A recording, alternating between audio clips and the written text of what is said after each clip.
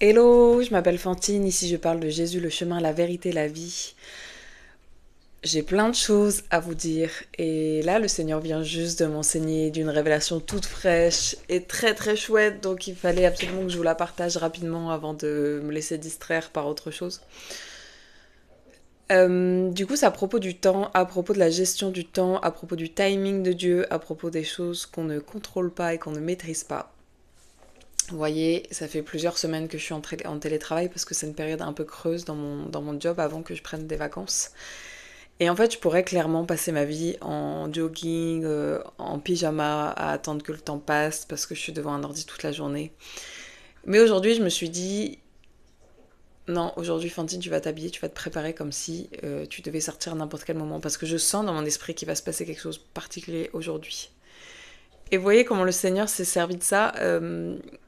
Il y a des choses qu'on sent dans notre esprit par des paroles prophétiques qu'on reçoit, par la parole de Dieu qui nous touche d'une façon différente. Il y a des saisons où on sait, où il y a des saisons où on doit se reposer, il y a des saisons où on sent que ça va bientôt être le moment de quelque chose de grand se passe. Un peu comme dans le Jean 5, dans la piscine de Bethesda, où avant qu'il y ait l'intervention de l'ange qui va guérir les malades, il y a cette ébullition.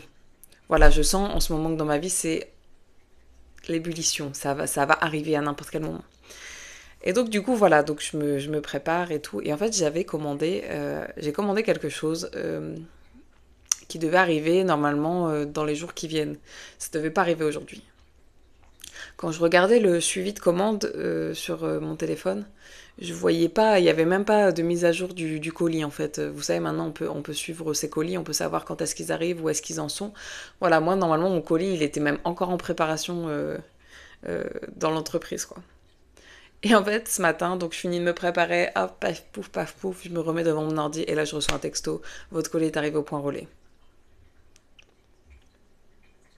C'est une exhortation, c'est une prophétie à se dire que là, il y a des choses dans notre vie qui vont se préciser, qui vont arriver relativement rapidement. En fait, c'est des choses qu'on attend depuis longtemps, qu'on espère depuis longtemps, mais qui vont arriver comme ça. En fait, ça a l'impression d'arriver vite, sauf que ça fait longtemps que notre esprit attend ça.